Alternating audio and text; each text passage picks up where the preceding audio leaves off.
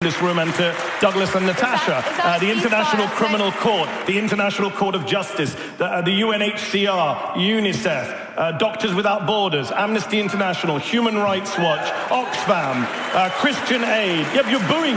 What does it come to when you're booing Oxfam? What does that tell you about yourselves? You're sitting here booing Oxfam to defend Benjamin Netanyahu. Let me just deal with something you just said. You talked about debunking propaganda. First of all, you can't even get Israeli propaganda straight. The Israeli government's own security agency, Shin Bet, investigated what you just said and said, no, we found no evidence that workers from Gaza were involved in the October 7th attack.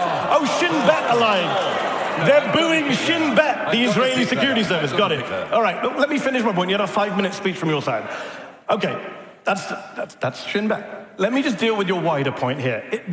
Douglas and Natasha tonight want to make this entire debate about October 7th. I get it. It's a horror show.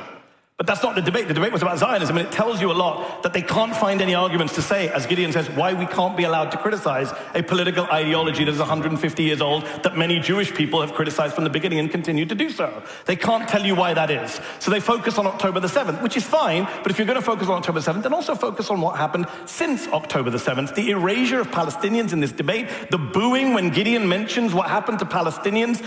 Shameful. I'm sorry to say, it's absolutely shameful and telling about what's going on.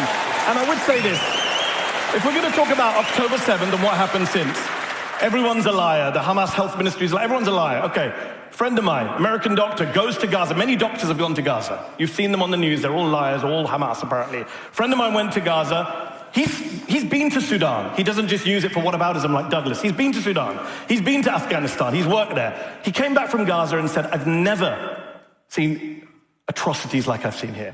What's happened to children? He's an anti-Semite because he saw children with burn wounds like he's never seen. He saw children with gunshot wounds to the head. To the head, but that's Hamas's fault. Everything is Hamas's fault. So let's talk about war crimes. It is amazing that every human rights group in the world, including Israeli human rights groups like B'Tselem, Gisha, Yeshtin, are all documenting this stuff, but you guys think it's all imaginary. So again, it tells you about what Zionism is. This is not about some abstract ideology of, people trying to settle the land and trying to have it. But as Gideon said, there was an argument to be had in the 1940s, 30s, 20s. Zionism today is what the Palestinians are enduring on a daily, nightly basis in Gaza, in the West Bank, in East Jerusalem, in Israel itself. And the erasure of that tells you everything about why we need to be able to talk about what Zionism does to the Palestinians without being smeared as anti-Semites. Okay. Douglas?